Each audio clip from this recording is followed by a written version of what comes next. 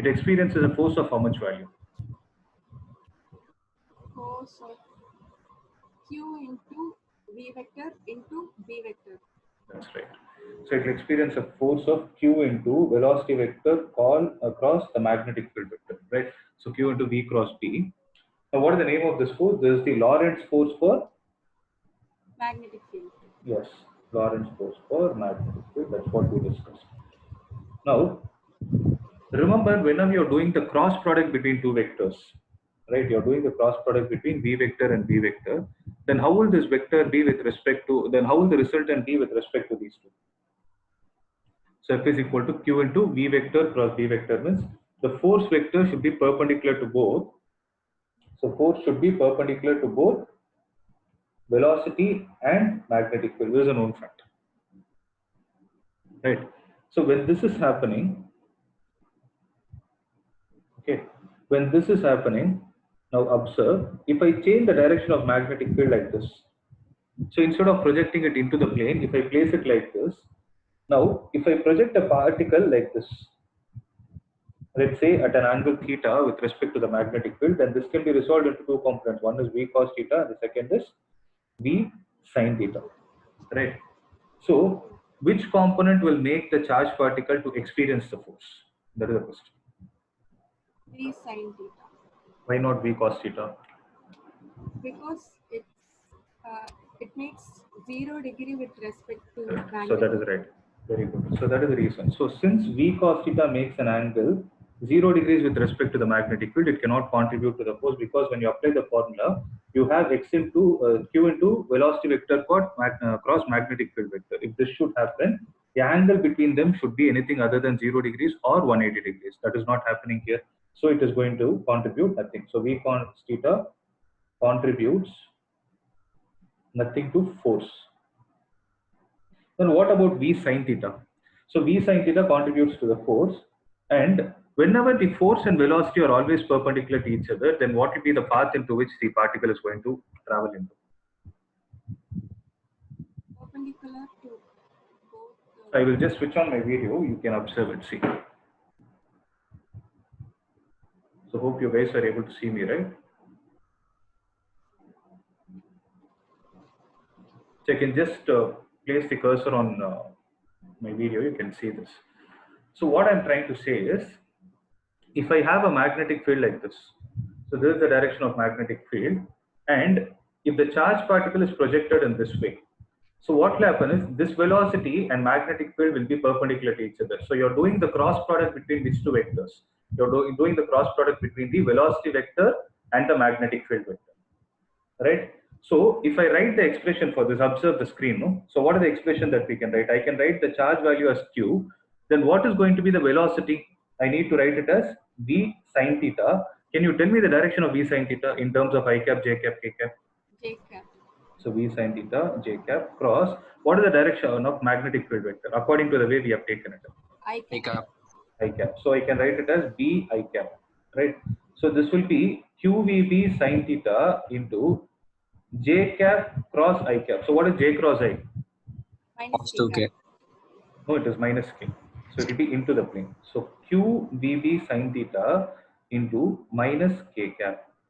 So what does this tell? So when you have the magnetic field in the rightward direction, when the charged particle is projected upwards, due to the when the charged particle is projected like this, the v sin theta component makes the charged particle go in a circular path, right? Because as soon as it is going like this, in which direction is it experiencing the force? It is experiencing the force away from us, right? So that is why you have a minus k cap. So due to that, it will start taking a turn. So when it is trying to take a turn, had there been no v cos theta component, then what would have happened? Would have not experienced any force. No, it would have experienced v cos theta. See, v cos theta, you yourself, it would have been only in the circular path. Yeah. Okay. It's not uniform circular motion. No, it is still uniform circular motion. It is still uniform circular motion because in that path, see, it is going to rotate in the circular path. But what will this v cos theta component do is, even before the particle, due to the v sin theta component, before it completes a revolution, the v cos theta component will try to push the particle to the right. You're able to understand? So v sin theta is trying to put the particle into circular motion, but v cos theta is trying to put the particle into translatory motion. So what will happen, instead of particle completing a revolution, means if it has started here, let's assume, so it is going here, instead of coming back to the same point, there will be a slight drift happening. So it would have come like this, it will not be able to come back to its original point, rather it would have got shifted by a certain distance. So the distance between the initial point and the shift that has taken place horizontally is what is called as pitch. Are you able to understand this point? Are you able to visualize it? Yes, Yeah. yes. So due to this, what will happen is it is going in a helical path. Again, so when it has started here, instead of coming here, it has come here. It has got shifted in the horizontal. Due to whom?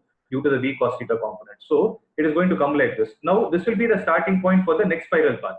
So here it will try to go in a circular path. Right, it will still try to go in a circular path, but v cos theta will push it to the side. Again, it will start from here. So as a result of which, instead of going in a single circular path, it goes in a spiral path like this. So that spiral path is what is technically called as a helical path, and the distance, the horizontal distance traveled by the particle in one complete revolution is what is called as pitch. Okay, so in the previous concept, that is when the particle is completely exhibiting a circular motion, what is that we would have understood? We would have calculated the time period. What is the time period? It is 2 pi m divided by q into b, if you recollect the concept. So I would have mentioned it there that it is independent of the velocity. So it is independent of the velocity with which you are going to project a particle. It depends only on the mass of the particle, the charge of the particle, and the magnetic field, the intensity of the magnetic field.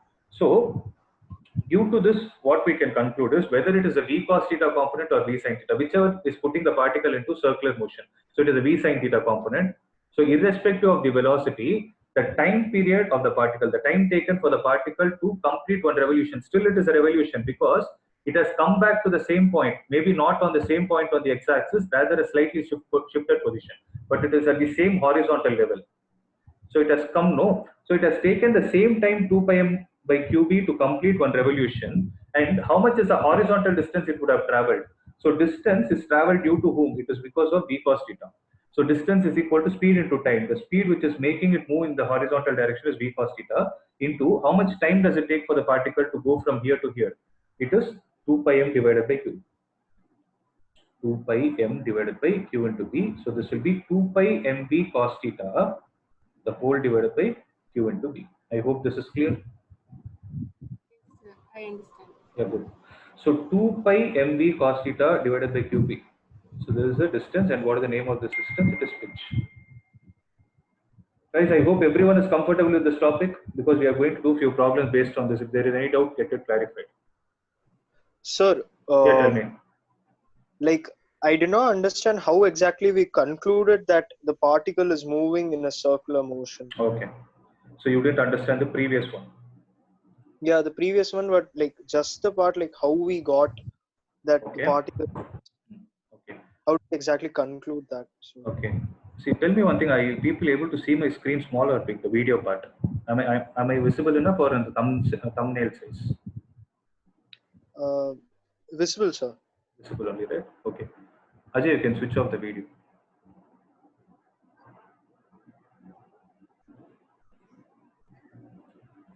Okay. Now listen. So to answer your question, Naveen, so whenever there is a force and velocity which are perpendicular to each other always. Okay. I would like to explain certain concepts. You people remember this projectile motion? Last year you would have learned, right? So I'll just explain some important points. Please make a note of it. That is when you will understand when to apply the parabolic path and when to apply the circular path. Okay. So this is a point where I'm going to relate electric field and magnetic field. Observe, last year you would have learned this concept. When there is a particle of mass m which is projected at an angle theta with respect to the horizontal, it travels in a parabolic path. I hope you know this concept, right? So this is a curved path. Whether you talk about a parabola or a circle, it is going to be a curved path. For a curved path, if I ask you, how will you find the direction of velocity at a particular point? How will you say? Can someone tell me? If I ask you, what is the velocity at point A for this particular projectile motion? What will you say? Draw a tangent at the point. So you need to draw a tangent in the direction of its motion. That is what you're going to do, right? So it is no more going to be u. Rather, if I call it as v, then it will have two components. One will be v cos alpha and the other will be v sin alpha. So this is what is going to happen. So each point, it is going to be tangential. Right? So this will be v dash, let me say v dash cos beta, and this will be v dash sin beta. So it keeps on going like this. So what is the important property you are able to observe about this parabolic path? So when a particle is in a parabolic path, that is when it is in a curved path, what is happening? You are going to find the velocity tangential to the surface. So now you answered about the velocity. For the same parabolic path, if I ask you this object, this particular example what I have taken, the object is moving under the influence of whom? Who is applying the force for the particle to actually come down? Why is it coming down? We have thrown it up. Why is it coming down? Gravitational force. Sorry? Due to gravity. It is due to the gravity, right? But if I ask you the same question like this, so gravity is the force, acceleration due to gravity is in downward direction multiplied by mass is going to give you the force because F is equal to ma. If I ask you at this point, how is the velocity and the force? What will you say? Are they perpendicular? Obviously no, right? So here if I ask you, are they going to be perpendicular? I'm talking only about the complete velocity. I'm talking about resultant velocity, not the components like v cos theta and v sin theta. Don't talk about v them. The velocity at each point, v1, v2, they are definitely not perpendicular to each other at every point. Am I right? So like this, you will have different types of motions along the curved paths. It need not be a parabola. It can be a particle which is moving in an elliptical path, like how you learned in gravitation. The planets revolve in an elliptical orbit, right? That time what is going to happen? Is the force and the velocity always perpendicular to each other? That's another question, right? So there also it is not going to be like that. If you analyze the different kinds of scenarios, there is only one particular motion where you can say the force and the velocity are always perpendicular to each other. What motion is that? Uniform circular motion. Is it uniform circular motion or circular motion? Think about it. Is it uniform circular motion or circular motion? Can it be anything? It is a confusing factor. That is why I'm stressing on this point. Is it going to be uniform circular motion or just a circular motion? Anybody? Uniform circular motion. It's always uniform circular motion. So what is the difference between uniform circular motion and circular motion? Can someone tell about this? So when I say a particle is in a circular motion, there are two types of circular motion that I can subdivide into. One is uniform and the second is non-uniform. So for any particle to be in the circular motion, what is the necessary force that is needed for the object? Centripetal. Centripetal force. Okay. Don't use some students use the word centrifugal. Don't use the word centrifugal because centrifugal is only a pseudo force. It doesn't exist. Okay. So it is only going to be a pseudo force to bring the frames of reference to convert them between inertial and non-inertial. So don't do this. So it is a centripetal force. So we know the formula. What is the formula for centripetal force? It will be mv square divided by r. This is a known fact. So if I ask you about the velocity for any kind of a curved path, the velocity is always perpendicular to the velocity is always tangential to the surface, right? If I ask you at this point, the force is going to be like this. What force have I written? Fc. It is called as centripetal force. Fc is going to be always directed towards center loving force. That's why we call it as centripetal force. If I say the velocity here is v. Now for the diagram that I've drawn, is it an example of a uniform circular motion or just a circular motion? Uniform circular motion. How did you conclude that? Because velocity at both the points of the swing. You should not use the word velocity because when I say velocity, you're talking about direction also. You should use the word speed. The speed of the particle is not changing. And one more important point that is observed is the speed is always tangential to the surface. The force is always directed towards the center.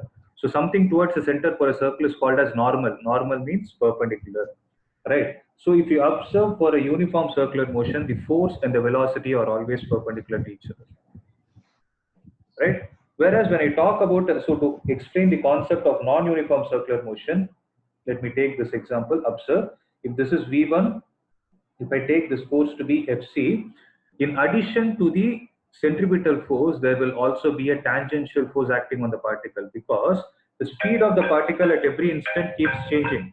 The speed of the particle is not going to be constant everywhere. It keeps changing from place to place. So when this is happening, in addition to the centripetal force, there will also be a tangential force acting on the particle, which is given by the expression R alpha, okay, which is given by the expression R alpha, and the centripetal force is given by the formula mv square by R. If you don't know this, please make a note of it. Then the resultant of these two will act in this direction, applying the parallelogram law of vectors. So the net force acting on the particle and the velocity at every point will never be perpendicular to each other.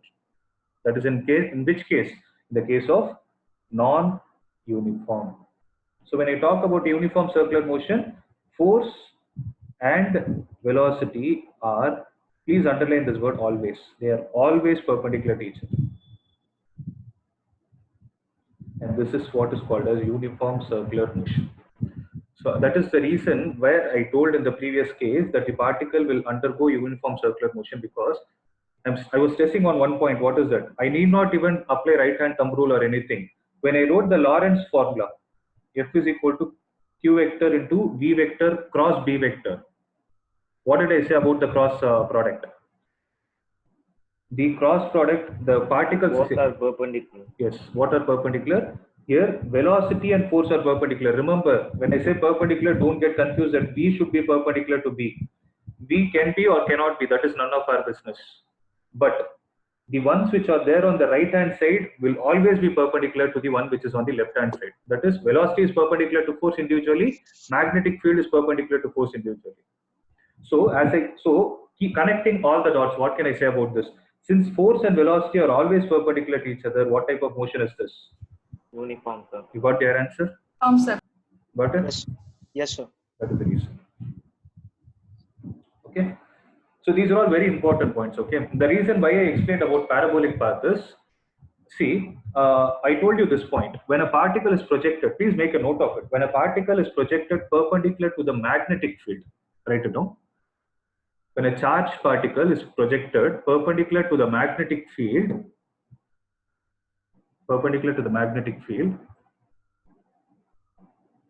it travels in a uniform circular motion.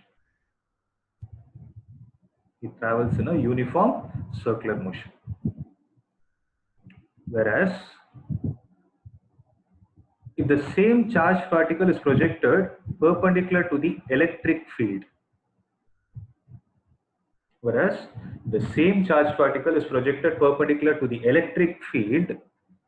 it always travels in a parabolic path. Please have this in your mind. Can you repeat, sir? From where? No, when the charged particle is projected in perpendicular to the first one. Okay, I'll do that. Yeah. So when a charged particle is projected perpendicular to the magnetic field, please underline the word magnetic field. When the charged particle is projected perpendicular to the magnetic field, the charged particle always moves in a uniform circular motion. Means it will always move in a circular path with uniform velocity. That is the meaning. So the charged particle moves in a uniform circular motion. Whereas the same charged particle projected perpendicular to the electric field. Please underline the word electric field. Whereas the same charged particle, when projected perpendicular to the electric field, it starts moving in a parabolic path. And the only reason being that the force and the velocity are not always perpendicular in that case. Thank you, sir. Yeah. So I hope everybody has written it, because the next concept that I'm going to discuss is a combined electric and magnetic field. This is a very important concept that's going to come. If there is any doubt, get it clarified if something is not clear. So if you're not able to speak, you can at least let me know in the chat box. Yes, sir. Clear, right? Okay. So just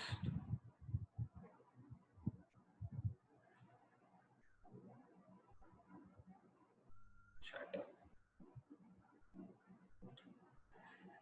Sir, I can't hear. Anirudh, are you able to hear me now? Yes, sir. Now I can hear, sir. Actually, Okay. I got disconnected, and now I can hear you. Okay, that's good. Yeah. So if you're clear with this, we'll do some problems because these kind of problems are mostly asked, especially after your MCQs have come, right? They're asking these kind of questions. So the formula that you're supposed to keep in mind is, so what are all the scenarios we have seen? Charged particle projected, first point. Parallel to the magnetic field, parallel or anti-parallel to the magnetic field. What will be the answer? This. It will experience no force. Guys, I have a question here. Just because I'm writing it is experiencing no force, is the particle going to stay at rest?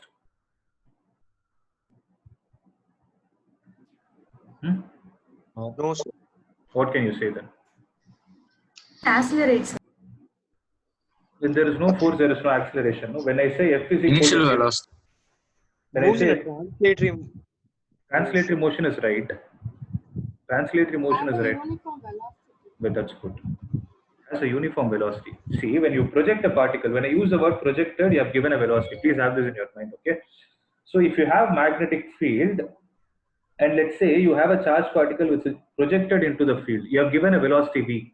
But how have you given in this case? You have given it in the direction of the magnetic field. Am I right? So since you have given the velocity in the direction of magnetic field, it doesn't mean this particle will.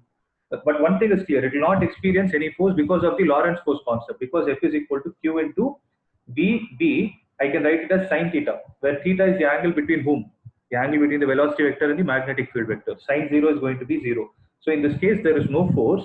So no force means there are two types of equilibrium. Have this in your mind. So one is, when I say no force, the particle can either be static, means it can be completely at rest, or it can have a uniform motion, which is called as dynamic equilibrium. Okay, this might be a technical word they'll use to confuse you. So two things are to be noted here. One is the particle moves with uniform velocity, or you can also say that the particle is in which equilibrium? It is dynamic equilibrium. Please make a note of it. Second, so only three scenarios are possible. This is about magnetic field, okay? Magnetic field, please underline that. Now, particle projected perpendicular to magnetic field, what level? This we have discussed the whole story. It moves in a circular path. So it moves in a circular path, and the reason for this is force and velocity are always perpendicular to each other. This is the reason, simple reason. Okay. Next important point is, what is going to be the radius of the circular path that you need to know? R is equal to m into v divided by q into v, where m is what? The mass of the particle, v is the velocity of the particle, q is the charge of the particle, and v stands for the magnetic field. Right? Similarly, what about the time period? Time period is equal to 2 pi f divided by qb. This is an independent value of velocity. See, one more point that is actually not there in your textbook is, we can write R is equal to m into v stands for what? It is actually not there, but questions are asked. What does mass into velocity? Momentum. What momentum? Momentum. I want a particular name. There are two types of momentum. It is linear momentum. Linear. So P divided by QB is one of the expressions. Okay, they can give you in terms of, for example, in some questions they'll tell you that the momentum of the linear momentum of two particles is the same. Then which particle will undergo or will travel in a bigger radius with a bigger radius? They can ask questions of this sort. Similarly, you have this formula also. P square is equal. Sorry. Can someone tell me the expression for kinetic energy in terms of linear momentum? There is also no the very important expression. Half mv square. Sorry, half kinetic energy is half mv square, but I want kinetic energy in terms of momentum. Half 2v. Half p square by Half PV. So p square divided by 2m. So this is the expression. You can see if you want to know how it has come, half mv square multiplying dividing with m, you will get the answer. So m into v the whole square is p square. So p square divided by 2m. So from this, what can I write about the? What can I write? So I can write linear momentum as root of 2m into k. So I will take this and substitute it here. So how can R be expressed? R can also be expressed as root of 2m into k divided by qb. This is another value. See, these things are, I'm telling you again, these are not there in the textbook, but you will be tested in this way. Suddenly they give you kinetic energy, you will get confused. So this is the formula. So root of 2m into k divided by q into b. I hope it is clear. So these are all the different expressions for the radius of the particle when it is traveling purely in a uniform circular motion. That is when it is projected perpendicular to the magnetic field. Next.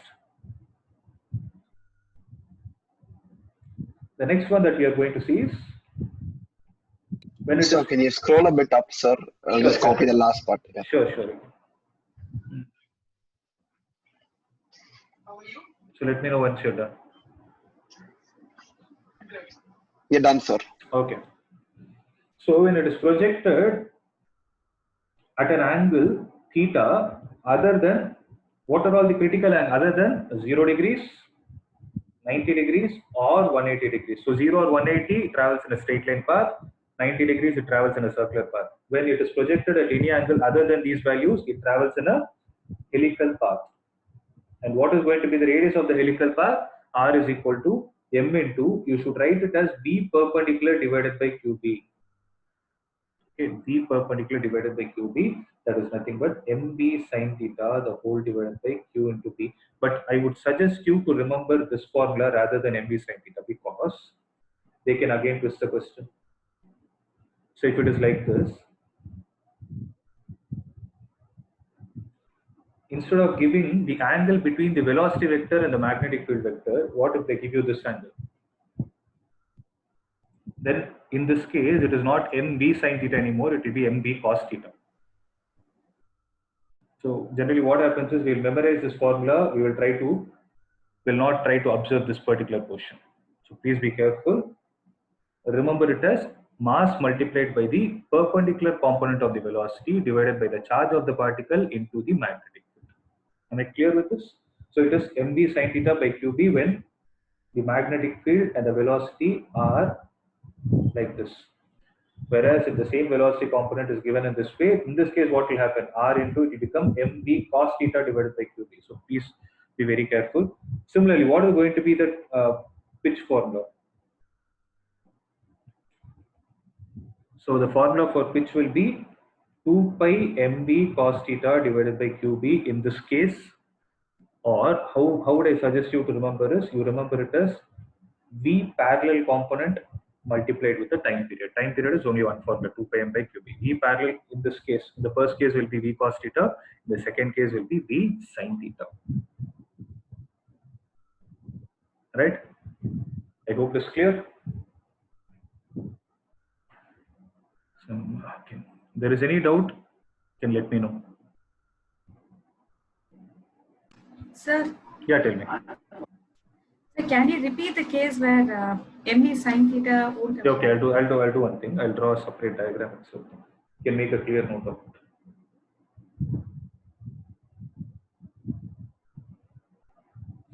So you remember the formula like this. Okay, I would suggest you that these two are going to be the generic formula for radius and pitch when it is traveling in a helical path. So in this, I'll take two subdivisions. If the magnetic field is given like this, the velocity is like this. If this is theta, then this is going to be V cos theta and this will be V sin theta. In this case, R will be equal to M into V sin theta divided by QB, and pitch will be equal to 2 pi MB cos theta divided by QB. Okay. But if I want to modify the question, I'll give it in a different way. What I will do is I'll put it like this. I'll give velocity like this and I'll put this as theta. Then this will be V sin theta and this will be V cos theta. In this case, R will be equal to MB cos theta divided by QB and pitch will be equal to 2 pi MB sin theta divided by. Yes. Yes? Yeah. So these are all the formula that you're supposed to know. Let's do a few problems and then we can move on to the next topic. So you can have the sheet open. I've shared a document named Magnetic Effect of Current -1. That is the name of the document that is shared. So all the problems are based on this concept only. Okay. So with the hope that there is no doubt, I'm proceeding to the problems.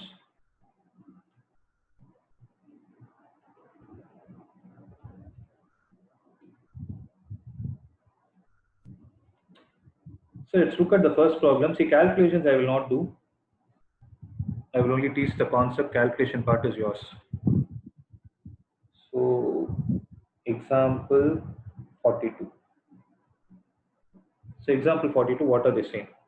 There is a chamber which is maintained at a uniform magnetic field of 5 into 10 power minus 3 Tesla. So the magnetic field of the chamber is 5 into 10 power minus 3 Tesla. An electron with a speed of 5 into 10 power 7 meters per second enters the chamber in a direction normal to the field.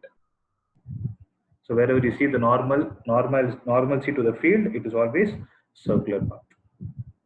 Okay.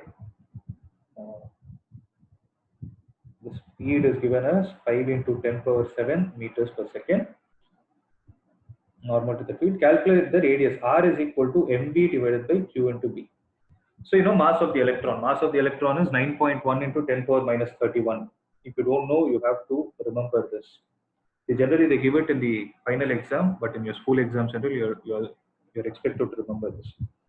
9.1 into 10 power minus 31 into velocity is how much? 5 into 10 power 7 divided by the charge of an electron is 1.602 into 10 power minus 19 coulomb into the magnetic field into which it is projected is 5 into 10 power minus 3 Tesla. If you solve this, you will get so many meters because every value is in terms of CGS unit. Okay.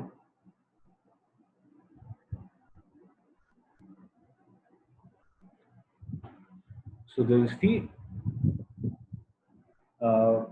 answer for the first part. What is the second part they are asking? They are asking about the frequency. Frequency is given like this. See, we know that time period is equal to QB, sorry, time period is 2 pi m by QB. Alright. So 2 pi m divided by QB, which implies frequency will be equal to QB divided by 2 pi m.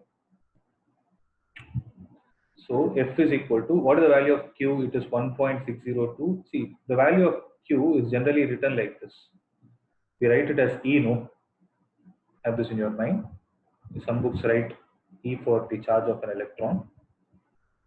So 10 power minus 19, make sure you write the units in the bracket itself so that you're used to it.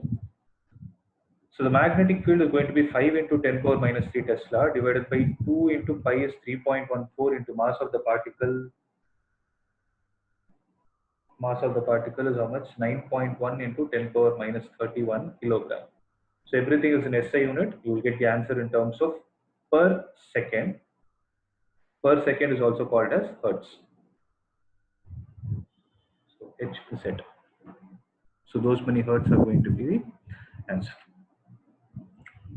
Right? Simple one.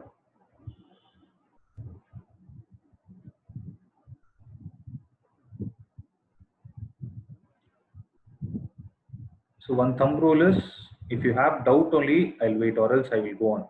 So if you're not asking any question, I will assume that there is no doubt, I'll keep proceeding. Okay. So this is for 42nd.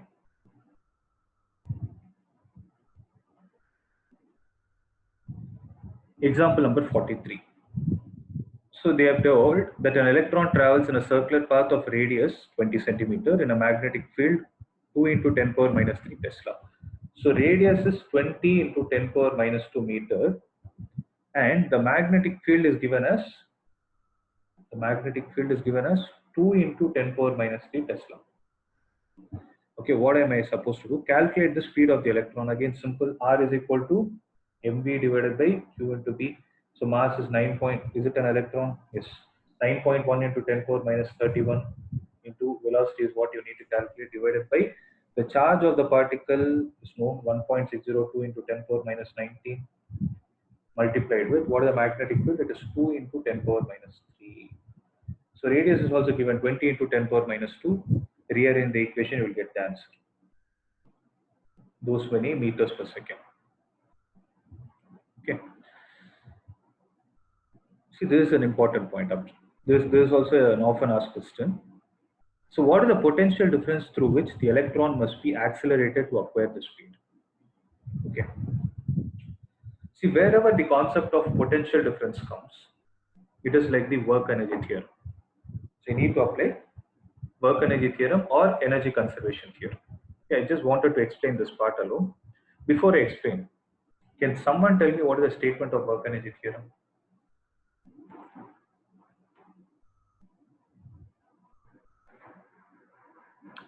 Anybody? Work done is equal to change in potential energy, Change in kinetic energy. kinetic energy. But see, whenever I always stress on one point, see, there is a mistake most of them do. Don't just say the term work done. My question is, wherever I see the word work, no, I'll immediately raise a question. You're talking about work done by whom? Now, can you be more specific? Work Done by done a by the sum of particle. all forces acting on the object. Acting on the Body. Rohit, is it only object? I'm expecting another replacement for the word object. Something that starts with S. The word that starts with S. It is the system. The sum of work done by all the forces present in the system is what is going to cause you the change in kinetic energy. Okay, that's what the work energy theorem states. Then what is this energy conservation theorem? See, there is a reason I'm explaining this, okay? There is a reason I'm explaining this. Please concentrate. What is energy conservation theorem? Increase in potential energy equal The to sum of the decrease in kinetic and kinetic. potential energy of the system is always So kinetic and potential energy put together are called what? Mechanical energy. Yeah, the total mechanical energy of the system is always a constant. That's what you're trying to see. So when I talk about potential energy, what type of potential energies do you people know that you have already applied?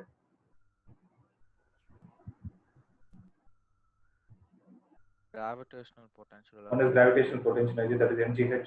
Next, Electrostatic potential. electrostatic potential energy we have seen. Then you would have seen the gravitational potential energy in a different form, G m into me divided by R. You would have seen in that form. You would have seen elastic potential energy, which is half kx square. Right. So these are all the forms of potential energy that are going to exist. So some of the potential difference, some of the mechanical energy of the system throughout its journey is going to be a constant. Okay. So I hope you people have a clarity of these two. Now, one more important question I would like to ask is, and I want you people to make a note also. Now, I'm putting another important question. When will you know you're supposed to apply energy conservation theorem? When will you know you're supposed to apply work energy theorem? When a conservative force is acting on the system. So therefore, what should I do? When a conservative force is acting on the system, which theorem should I apply? Rohit, complete it. Energy conservation. Energy conservation. Then what about work energy theorem? When can I apply it?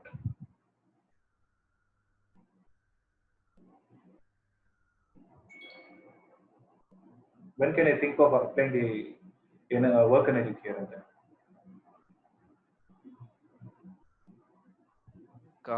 I think it's conservative force again. Then why do we have two different theorems? And we could have solved all the problems using one theorem. Unnecessary confusion is raised because of two theorems. I can tell you one thing, they both are not the same theorems. Okay, so you can make a note of it. But Rohit, the first point what you told is right. Yeah. As the name suggests, energy conservation can be applied only when the forces acting on the system are conservative in nature. So please make a note of it. There is a reason I'm telling you again. Please make a note of all the important points I'm trying to stress upon. Energy conservation theorem can be applied only when the system is influenced by conservative forces.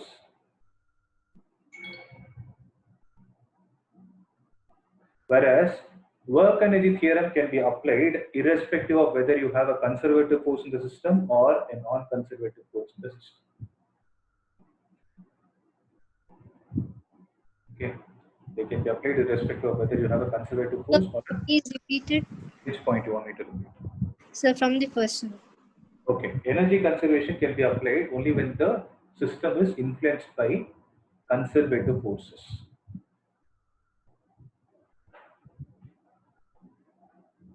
Only when the system is influenced by the conservative forces. Whereas work energy theorem can be applied. Whereas work energy theorem can be applied whether the system is under the influence of conservative or non-conservative forces. You can apply it whenever you want. Thank you, sir. Next important point. Next important point about energy conservation is, for energy conservation theorem, there is no sign convention followed. For energy conservation theorem, there is no sign convention that is followed.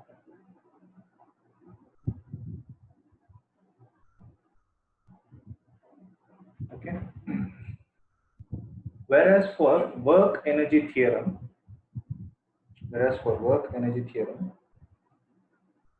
sign convention is to be followed.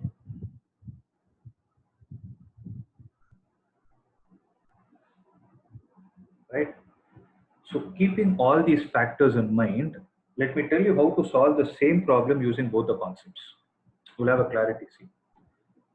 And the concept which I told you is the principle on which a cyclotron works. That will be the last concept in this chapter that we are going to learn. And you will learn about this energy conservation theorem in the 13th chapter also, in the chapter named nuclei. At that time, you should have a clarity of what exactly you're doing. So this is a very important concept which I mentioned now. Concentrate. If suppose, if you want to understand the question, what they're trying to say is, I have a charged particle. Okay. So read the question carefully. What is the potential difference through which the electron must be accelerated to acquire this speed? Right? Let's say I have a charged particle. It is just going to be at rest. Okay. We can do nothing to make the charged particle move. Suppose when I say there is a block, there is a book on the table, I ask you to move, yes, you can apply a force and make it move. But that's not the case with a charged particle. Charged particle, if you need to make it move, you need to apply some external force with the help of potential difference. Now what will happen is, try to analyze the physics behind it, try to understand it. If suppose I have a potential difference that is applied, means I have a positive plate and a negative plate in between which I place the charged particle. Initially it would have been at rest. I'm stressing on the point, initially it would have been at rest, but what will be happening to this particle for it to start moving? What do you think will happen to this particle? Why is it moving?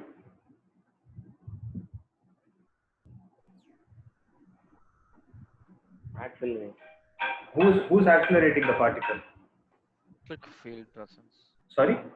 The presence of electric field. Very good.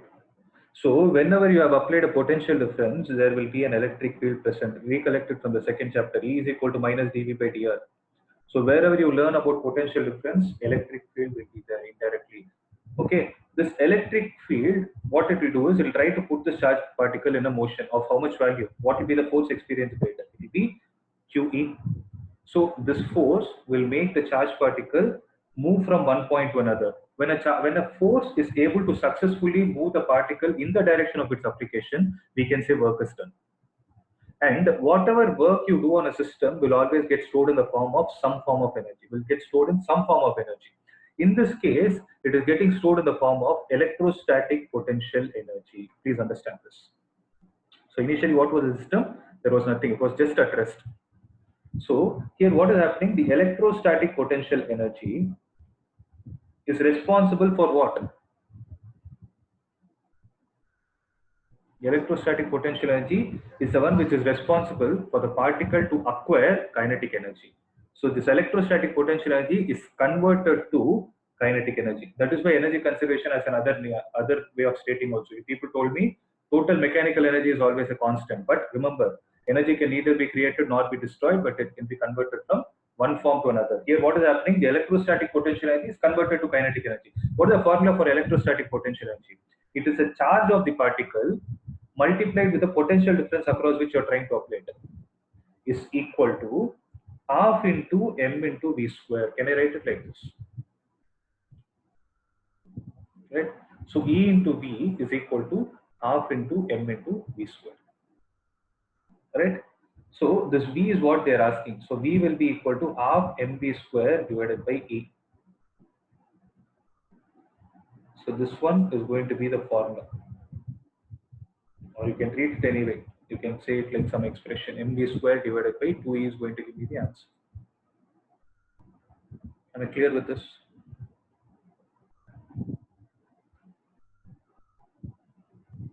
Yes, sir.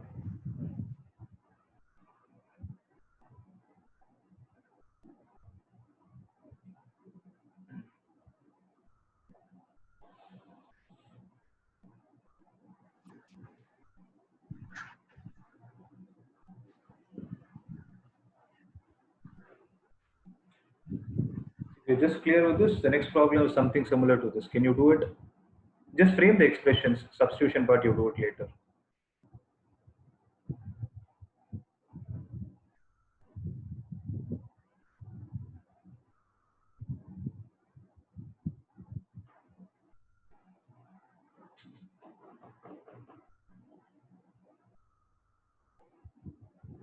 So the next one is also based on the same formula.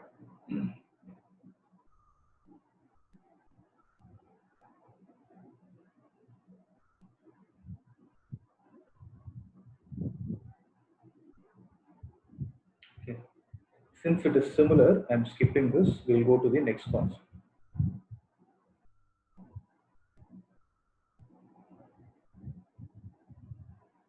Okay, it is slightly different, I guess. So there is an electron after being accelerated through a potential difference enters a uniform magnetic field of 0.04 Tesla perpendicular to its direction of motion. Calculate the radius of curvature of the trajectory. So we know that R is equal to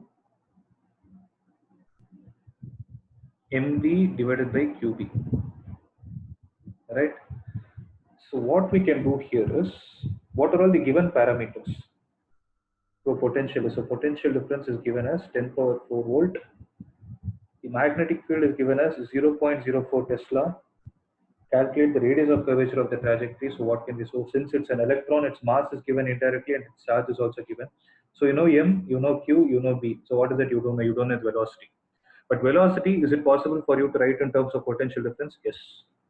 How do you write it? E into V is equal to half mv square, which implies V is equal to root of 2 into E into V divided by M. So this is the velocity of the particle. Take this and substitute it there. So R will be equal to M into square root of 2E into capital V divided by M divided by QB. So this M will cancel this root times. So this will be square root of 2M into EV divided by QB. So R is equal to this much value. Now you can substitute all the values and calculate.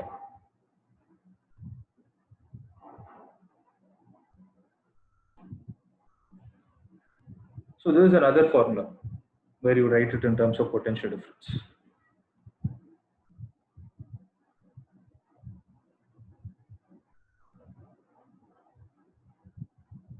Okay. So before you do the next problem, there is a concept that we need to understand, which is called as velocity selector.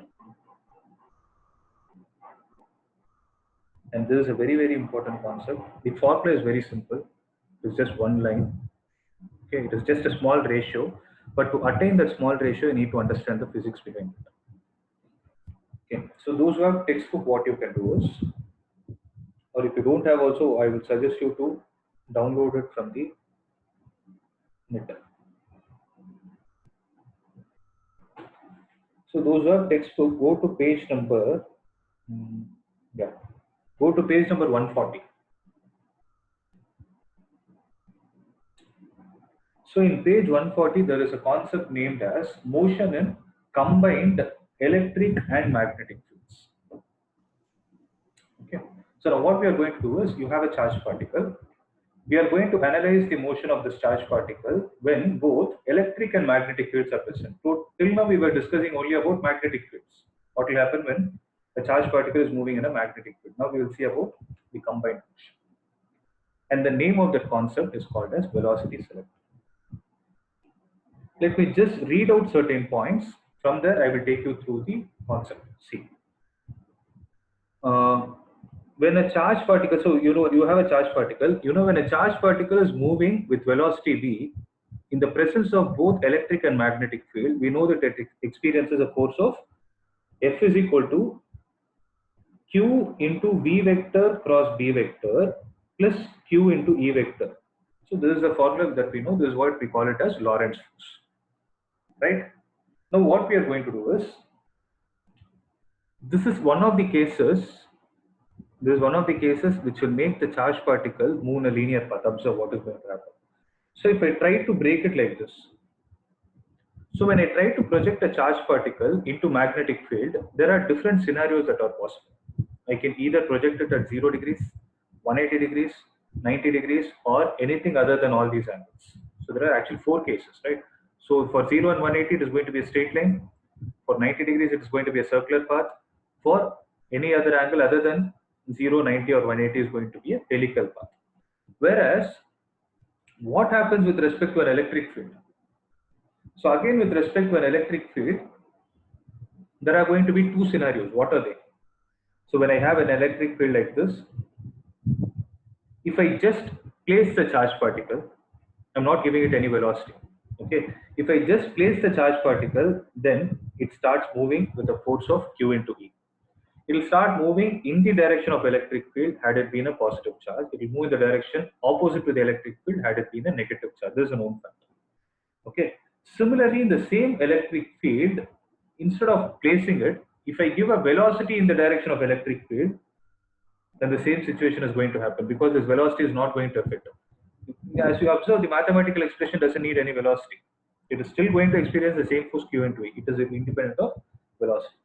Whereas, if I project the particle perpendicular to this, it will start moving in a parabolic path like this. That is what is going to happen because the velocity will be tangential, but the force will be in this direction. So force with respect to electric field is always either in the direction of electric field or in the direction opposite to electric field, depending on the nature of the charge. So it will be in the direction of electric field if it is positive charge. It will be in the direction opposite to electric field if it is a negative charge. So these are all the facts that are known. Now, so these are all the different kinds of permutations and combinations that are possible for you to project a particle in magnetic field and electric field. Now what we need to do is, we need to carefully choose a particular direction of electric field and magnetic field. You need to assign the directions of it. You need to assign the directions in such a way that when you project a particle into this combined electric and magnetic field, the thing I want to be achieved is the particle should not move. The particle should move only in a straight line path. Repeating it.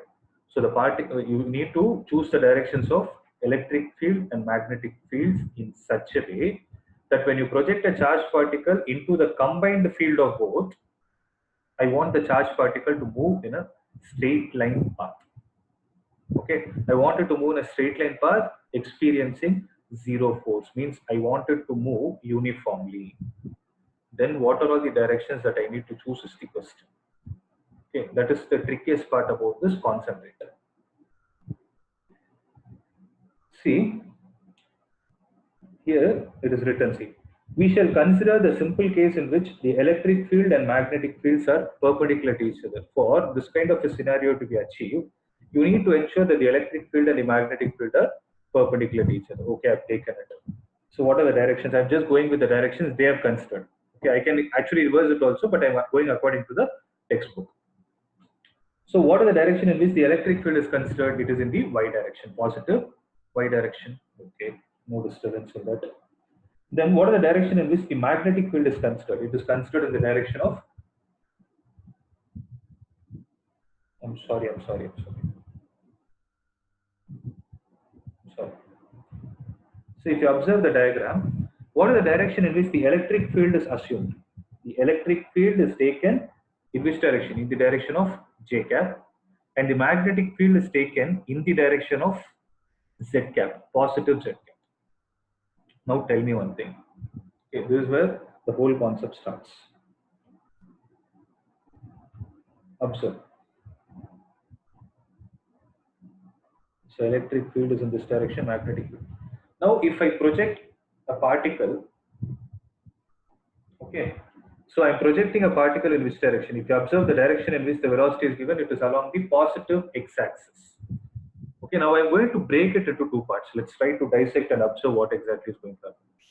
Had there been no magnetic field present at all, had there been no magnetic field present, then due to the electric field, I'm repeating it again, due to the electric field, what would have been the direction in which this charged particle would have moved?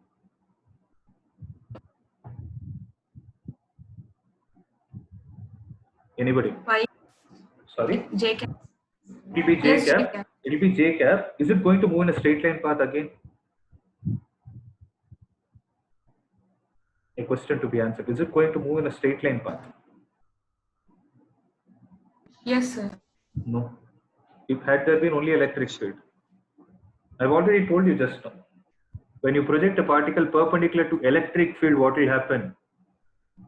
Circular A path. parabolic path. Parabolic path means had there been only electric field, it would have been a parabolic path. And what is the direction in which it would have experienced the force? It would have experienced the force. What force am I trying to talk about? Electrostatic force. Remember, one advantage with respect to electrostatic forces, whatsoever is the path that is being followed by the particle, the force will always be in the direction of electric field. That is a very big advantage of it. So Fe, I can confidently write it as Q into E, and I will write it as J cap because the charge particle that I consider is positive. Had it been a negative charge, I should have written it as minus QE. Okay. Yes, sir. Now what I want, see, this is where what I'm going to do is, I already have electric field. I've already projected the particle. I've already projected the particle in the x direction, like electric field is already existing. Now to this electric field, I'm going to give a suitable direction to the magnetic field in such a way that this particle will neither take a parabolic path due to the electric field nor a circular path due to the magnetic field. So both the effects will get cancelled and still the particle will be able to move along the x direction. This is the achievement what we need to do.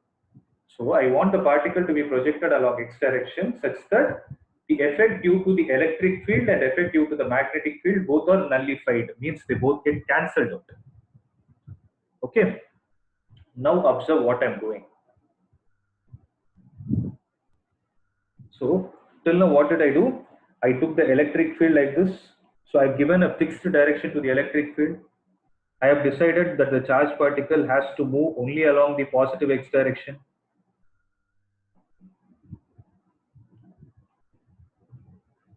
Has to move only along the positive x direction. Now it is my work to choose what should be the direction of magnetic field such that this particle will travel without any deviation. Means it should travel undeflected. That is a technical name used. Okay. So what is the value for the electrostatic field that is getting generated? E into capital E into J cap. I will write it as Q into capital E. The charged particle's charge PQ. So Q into E J cap. Can I write it like this? If I want this to get cancelled out, if I want this force vector to get cancelled out, then what should be the direction of my magnetic force? I'm not asking about magnitude. What should be the direction of my magnetic force for this effect to get cancelled? That's right. It should be minus J cap, right? So what I'm doing is observe. I'm writing FB vector in the direction of minus J cap. I don't know what it is. This is equal to the charge of the particle into the velocity vector cross B vector. Am I right? Sorry, just a minute. So magnetic force according to Lorentz is given as Q into B vector cross B vector. But see, what I'm doing is a rough work for you to understand. FB according to my knowledge should be in the direction of minus J cap. This is equal to the charge of the particle into what is the direction of velocity that we have already assigned? I cap. That's right. So it is B I cap. So cross B is the magnetic field. What should be the direction here such that I do I cross something, I get minus J? K cap. It should be K cap. very good. So that is the reason why if you observe in this diagram, the magnetic field is taken along K cap. You got our answer? right? Now, so when the magnetic field is taken along the direction of k cap, then see, only this part is rough work. Then what will be the value of FB vector? That will be q into B I cap cross B k cap. So can I write it as QVB into minus j cap? Am I right? So I'm writing it as FE vector is QE into j cap, FB vector is QVB into minus j cap. What I'm trying to say is the net force. The net force is the electrostatic force plus the magnetic force in their vector forms. Again, please observe this. In their vector forms is supposed to be 0. So if that is the case, then I should have QE j cap plus QVB minus j cap to be 0. So which implies QE will be equal to Q into V into B. So Q and Q will get cancelled. Then what will be the value of B? It is E divided by B. You're able to understand? So this should be the magnitude of the velocity that I need to choose to project the particle in the direction perpendicular to both electric field and magnetic field such that it travels without any deviation. Am I clear? Am I clear? Yes, sir. Right? Yes, Okay. sir. Good. So make a note of this. This is a very, very, very important.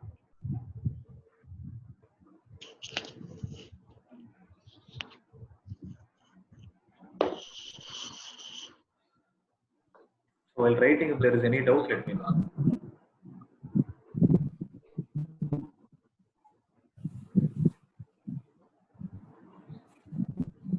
So, Yeah, tell me. just a clarification. Due to the electric field, the charged particle moves in a parabolic path, right? Listen. See, particles. There are two things we need to discuss. One is when you ask such questions, no, you should ask yourself saying that what is the direction in which the charged particle is experiencing force. And the second important point is what is the path followed by the particle. So what you're trying to talk about is the path followed by the particle. Yes, Okay. sir. Okay. Okay. Now what you need to ask is for this concept, you need to ask in which direction the force is exerted, force is experienced. So in what direction is the force experienced by the particle? The tangential. That is velocity. Okay. With respect to electric field, force is always in the direction of electric field. So don't get confused between these 2 points.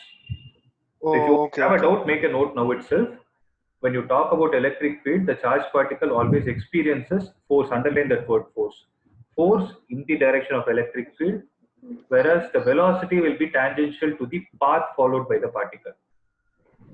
Okay. Okay, Okay, sir. so make a note of it. Yeah.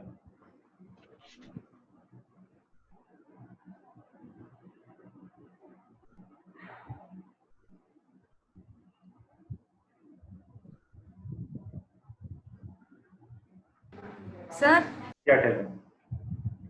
can we take magnetic field in y direction and calculate? If you take magnetic field in y direction, for example, which direction you want to take? Positive y or negative y? Positive. You want to take the magnetic field in positive. Then you want to do the reverse analysis. Okay, that also we can Yes. do. So like what the analysis that I followed is I first gave the direction of electric field, then I calculated what should be the direction of magnetic field. Now I'll go according to your theory. See, observe. So if suppose I take the direction of magnetic field as y direction. Are you able to see, right? I'm drawing it at the bottom. Now you yourself tell me what is the direction in which you want to give the velocity to the particle.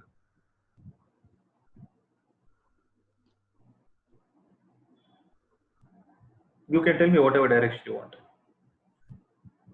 Same x-axis and I can. Same x-axis I cap. Now, let us say only magnetic field is present. Then, what would have been the direction of magnetic force in this case? Same charge particle. Q, same, I know only one formula, V vector cross V vector. So Q is Q only, V is V I cap cross, what is B? B J cap. A cap. Q into, what should be the answer? Q, V, B cross I cross J is K cap. K cap. So what will happen to this particle? This particle starts experiencing a force due to the magnetic field in which direction? Is it towards us or away from us? K cap is towards us or away from us? Yes. Towards us, right? So when this is happening, what should be the direction of the electric field I'm supposed to give so that this effect is nullified?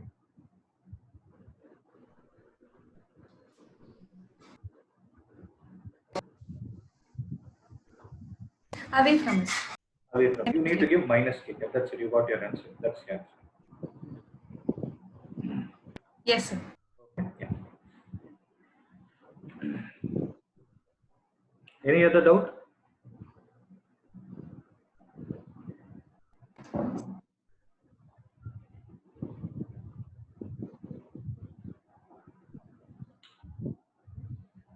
If you're clear, we can try that problem.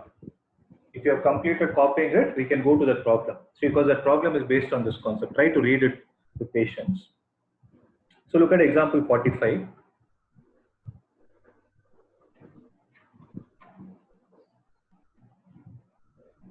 So what is the question? If a particle of charge q is moving with velocity v along the z-axis and the magnetic field B is acting along the x-axis, use the expression F vector is equal to q into v vector cross b vector to find the direction of force acting on it.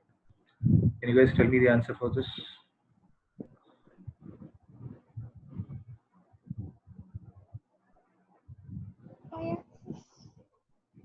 It is x-axis. Is it y-axis? Sanjana, can you be a bit louder? Y-axis. Is it y-axis? Okay, let me check. So the charged particle is moving along z-axis. Okay, so F vector is equal to same formula, right? Q into v vector cross b vector. So Q is Q only. Charged particle is positive or negative. Since nothing is mentioned, you can take it as a positive charge. See, had it been negative, no, you need to be very careful. You should change the sign immediately. Had it been an electron. So Q into V vector is what? V vector is V in the direction of z-axis. So K cap cross B vector is B in the direction of x-axis. So I cap. But K cross I is going to be J cap. Yes. I think they have given wrong answer, right? The answer given is wrong. So don't look at it. So J cap is the right answer. Okay, people try the next one. Read the question. So when that word undeflected comes, okay, when the word undeflected comes, then the particle can move only in the influence of combined electric and magnetic fields, where electric and the magnetic fields are perpendicular to each other. So wherever you see that, most of the questions will be like this: V is equal to E divided by V. So there is a form. So there is a beam of proton which is passing undeflected with the horizontal velocity v through a region of electric and magnetic fields mutually perpendicular to each other. So velocity selector concept, and normal to the direction of the beam. If the magnitude of the electric field and the magnetic fields are 100 kilovolt per meter and 50 millitesla respectively, calculate the velocity of the beam, force with which it strikes a target on the screen. If the force beam, okay, the force part I will do. Velocity is E by B. I hope there is no doubt on that.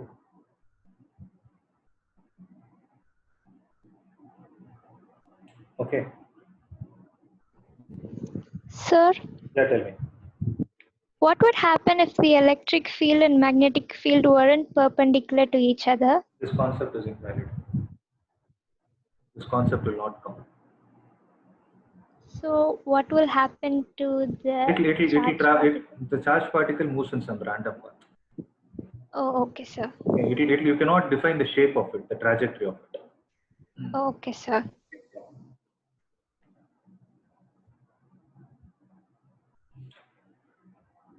So force with which it strikes the target on the screen, if the proton beam current is equal to 0.8 milliampere. Okay. So what is the basic definition of force according to Newton's second law? Let's say there is a target like this. You can think of it like a Rutherford's alpha scattering experiment, Rutherford scattering experiment. So when you have a beam of protons, there it is alpha is, here like it's a beam of protons. Let's say when the beam of protons are going and striking, they exert some force on that particular target. They're asking what is the force exerted by it. So how do I calculate it? So I'll come in the reverse theory. So force is equal to what? It is the, when I talk about average force according to me is the rate of change of linear momentum, right? So force is rate of change of linear momentum. But what is the change that is going to take place? That is, what is linear momentum? It is mass of the particle into the velocity of it. So this would have been the momentum of one particle, but how many particles are going to strike it? Since it is a beam of proton, let's say there are n particles that are going and striking. Okay, let's say there are n particles that are going and striking. So since you don't have time here, remember in physics what will happen is capital N is used for number and small n is used for number density. So let me say small n stands for number of protons per second.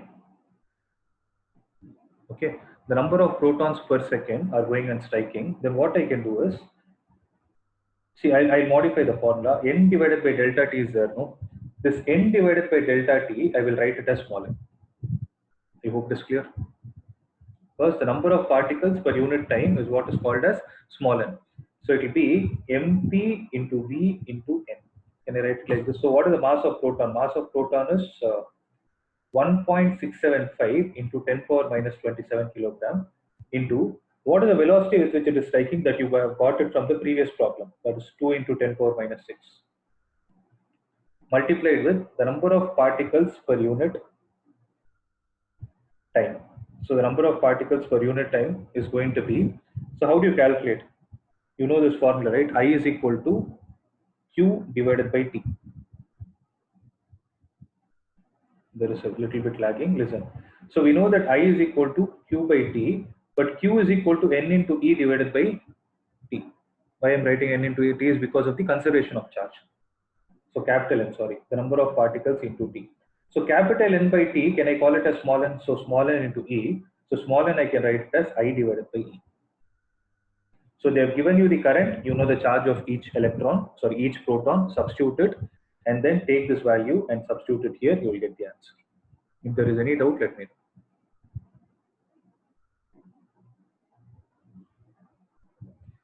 know. Generally, this kind of a problem has not been asked, but since it has come here, I'll explain it. Maybe you can expect the problem till here for CBSE, this slightly for the competitive exams. Maybe they can ask you in the mains and the NEET.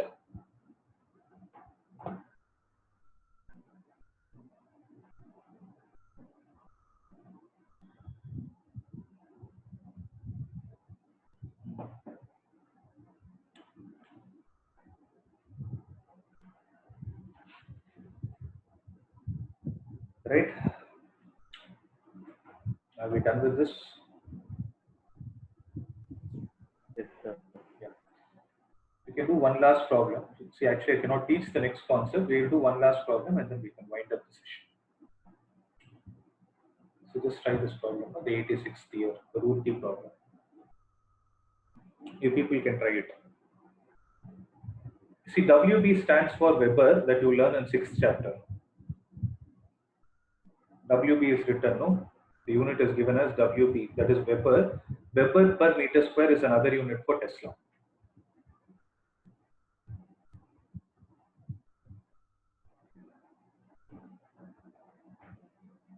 So write down, an electron beam passes through a magnetic field of 2 into 10 power minus 3 Weber per meter square and an electric field of 3.4 into 10 power 4 volt per meter, both acting simultaneously.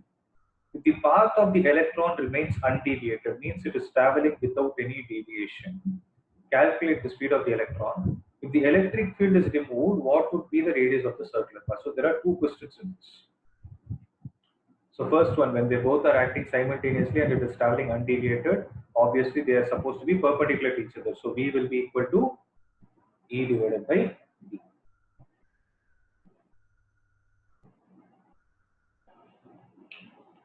So V will be equal to E divided by D. E is how much?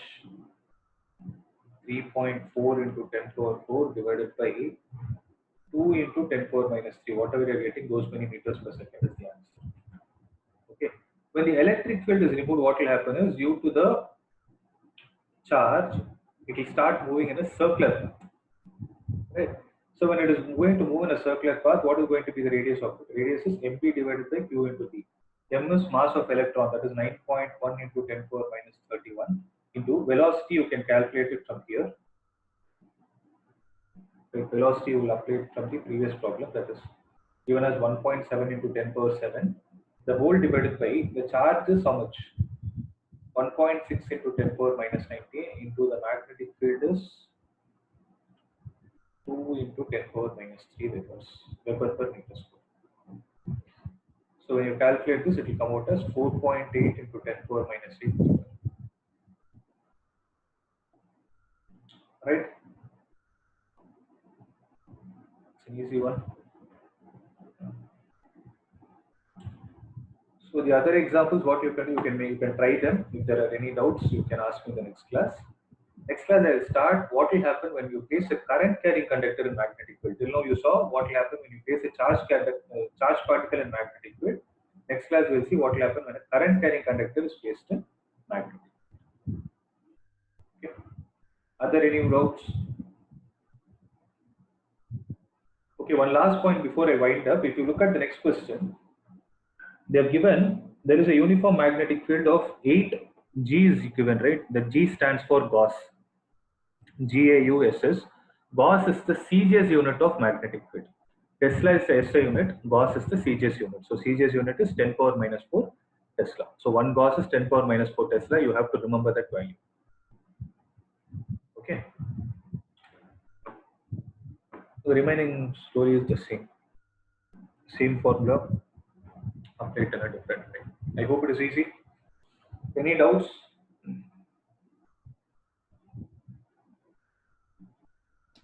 Sir? Tell me. Sir, what is the use of this velocity selector? This one. Velocity selector. Yeah, you learn about this in electromagnetic waves. What is the speed of light? Right. The C is actually, you know that light is an electromagnetic wave, right? Electromagnetic wave means it's a combined electric and magnetic fields which are both perpendicular to each other. If the velocity of light itself is calculated using this formula E by B, where you will, in the 8th chapter, you will write an expression for the instantaneous value of electric field and the instantaneous value of magnetic field. Actually, you will not learn it in depth, but that is where this concept is applied. Yes, sir. Okay, I go. Yeah.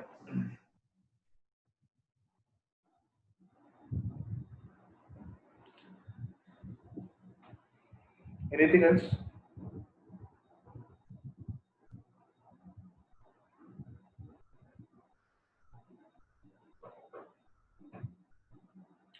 No doubt, we can wind up. Just before you log out, wait for a minute. I just need to take a screenshot of all your names. So I'm stopping my screen share. Do not log out, wait.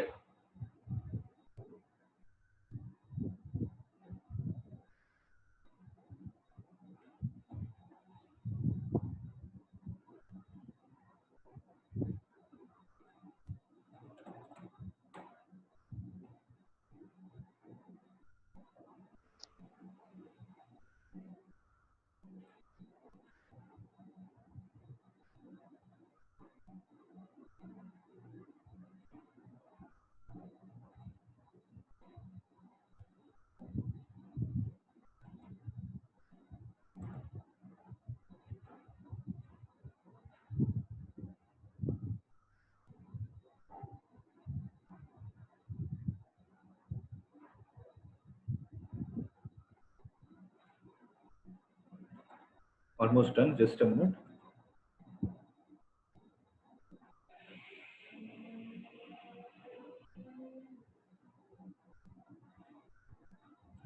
Yeah. Now you can log out. See you all in the next class. Thank you, sir. Yeah. Thank you, sir. Yeah. Thank you, sir. Thank you, sir.